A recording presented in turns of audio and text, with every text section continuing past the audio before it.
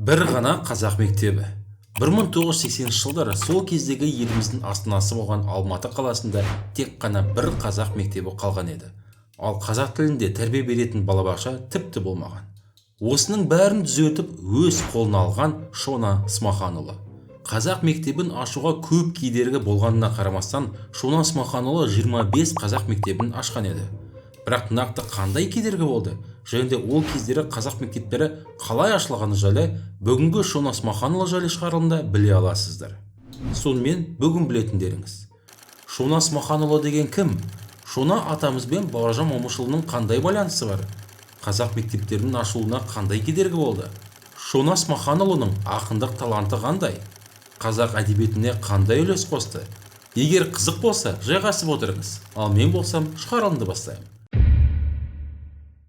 Адам егер әзілкеш болса, оның ойында көп уайым бар деген пікірді жиі естіген шығарсыздар.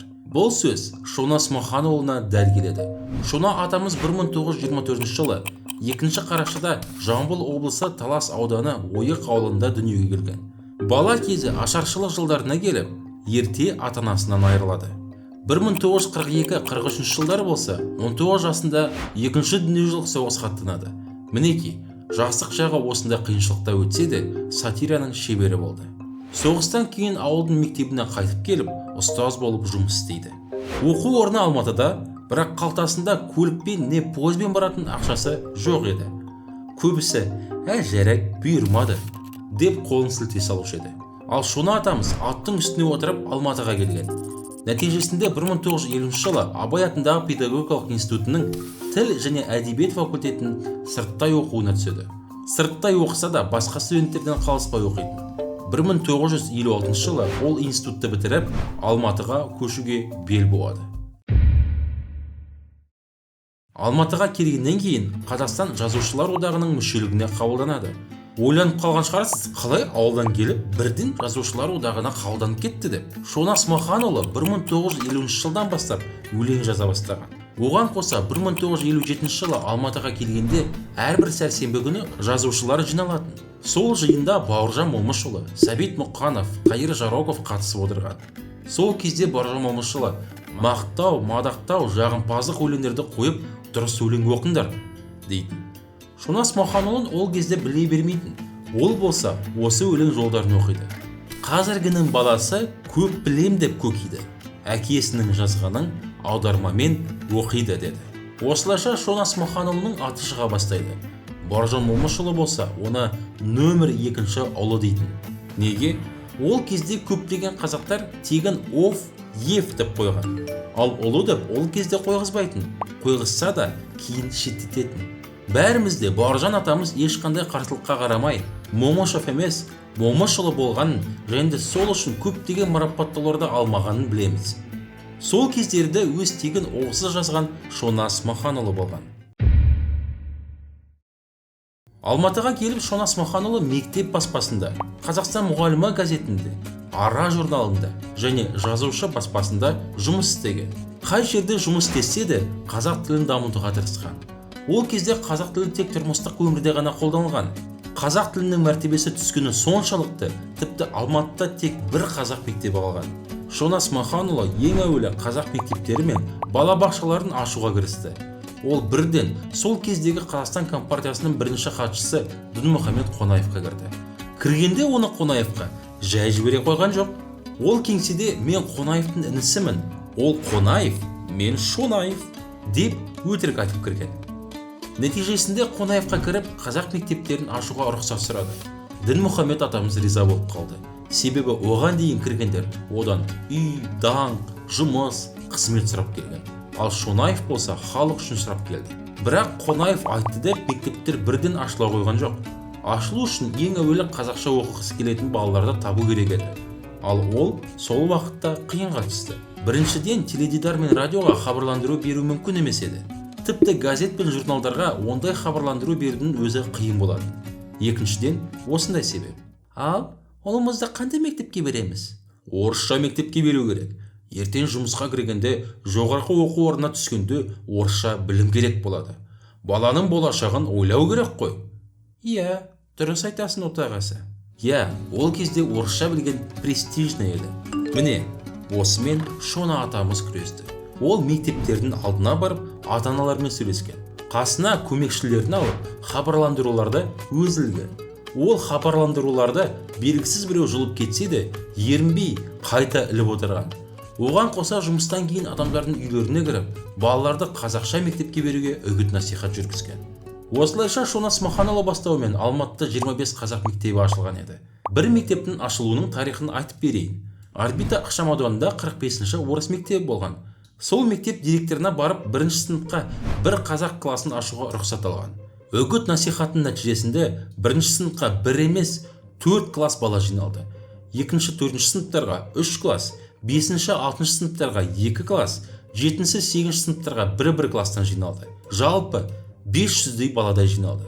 Сол кезде тамыз айында ата-аналармен бірігіп, Шона Смаханұлы жиын өткізіп, 45-ші мектептің 4-тен 1 бөлігін қазақша сыныптарға арнайтын болды. Кейін ол мектептің жанында келесі жылы жаңа мектеп салынып, ол номер 145-ші қазақ мектебі болды. Мінекей, осылай бір-бірлеп үлкен еңбекпен қаланың түпкір-түпкірінен қазақша мектептер ашыла бастады.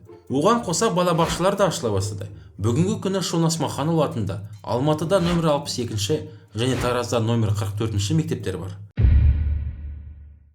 Қазір блогерлер оқырман жинап, қаншама еңбек, қаншама тер деп айтып жатыр. Ал Шона ағамыз болса, өз аты үшін емес, өз халқы үшін қаншама еңбек етті, қаншама тер төкті. Елестетіңдерші, бүгінгі күні осындай адам болса, ол адам көптеген қазақ мектептерін ашып жүрсе, өзінің сатиралық, сықақ өлеңдерін оқып, үлкен залдарды жинаса, балаларға арнап мысалдар шығарып, балалар оны мектеп кезінде оқыса, оған қоса трендте жүрген өлең сөздерінің авторы болса, ондай адам бүгінгі күні ең сыйлы, оқырманы көп, барлық орден, медальдарды алатын адам болушы еді. Кезінде сондай адам Шона Смаханұлы болған. Бірақ бір қызығы, ол бұның бәрін ешқасан өз атын шығару үшін жасаған жоқ. Қарапайым болды, мақтанған жоқ. Даңқ, ақша ешқашан сұраған емес. Керісінше ашқан мектептер үшін тергеуге алынды. Ал сатиралық өлеңдерін қоғамды жақсарту үшін жазған. Тыңдап көріңіздер. Тәрбие деген мәселені айттық қой. Бұл өзі тура отбасынан басталады ең алдыменен. Содан кейін мектепке барып тіреледі. Сол бір жарамсыз тәрбие туралы денсаулығы үшін папасының деген сықақ. Бұл әр жерден кездесіп қалатын шығар. 3-те мекен, 4-те мекен, одан да сәл ерте мекен, ортаншы ұлы өсірді, әкесі мен шешесі еркелетіп өсірді. Қонағының бетіне түкірсе де кешірді. Біздің бөсір батыл деп, мұндай батыл баланы беттен қақпау мақұл деп, искелеп, сүйіп, аймалап, өздері шарап ішкенде оған да құйды лимонад. Денсаулық үшін папасының, денсаулық үшін апасының деп ішкенде қағыстырып, балада жіберетін жабыстырып. Қағыстырып ішу бөсірге машық болды. Лимонадты қойып, араққа ғашық болды. Шарапқа ғашық болды. Таңдайын қағып, сүзіліп отырған соң ботасы кетпес деп бұдан бұзылып, ұрттатып жүрді папасы. Осыдан соңға күнімен шарап дәмі бөсірдің кетпейтін болды тілінен. Үйде думан қызғанда, біреу ақ, біреу қызылдан қызара бөртіп сызғанда, оның да көзі бұлдырап, оның да басы даңғырап, күшік боп үрді шәуілдеп, мысық боп жүрді мәуілдеп. Папасы айтты бөсірге, ақмақтанып есірме, ақылың көп баласың. Адам аман болсаң, келер жыл мектепке де барасың. Бұдан бұлай ондайды ұрттауға саған болмайды. Папасының бұл сөзі баланың көңілін пәс қылды. Енді тамақ ішпейсің дегендей болып естілді. Үйренген ұрлап конфетті тоқтату қайда тентекті. Шыны түбінде қалғанды ұрлап ішкенге тоймайтын болды. Бірте-бірте көшедегі бөтелкіні қоймайтын болды. Күнәға ұлын батырып, әкемен шеше ақырып қателескенін еске алды. Бірақ кеш қалды. Денсаулық үшін папасының, денсаулық үшін апасының, денсаулығын жойды ботасының.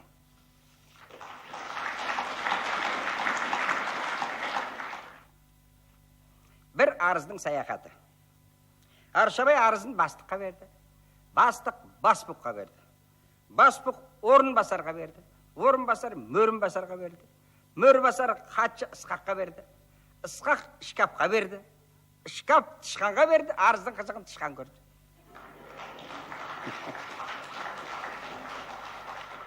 Ал әндерге жазған сөздерін алатын болса, бүгінгідей мәні жоқ хит әндерге емес, тілдің деңгейін көтеретін әндерге жазған.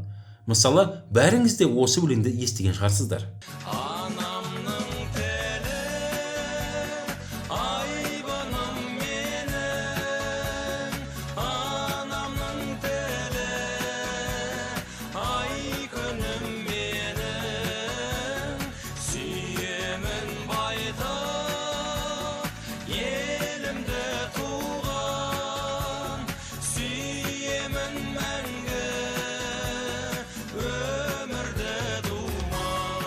Осы әннің сөздерін жазған Шона атамыз еді. Енді Шона атамыз кім екенін білген шығарсыздар. Шона Смаханұлы 1988 жылы еліміздің тәуелсіздігін көрмей Алматыда дүниеге келді.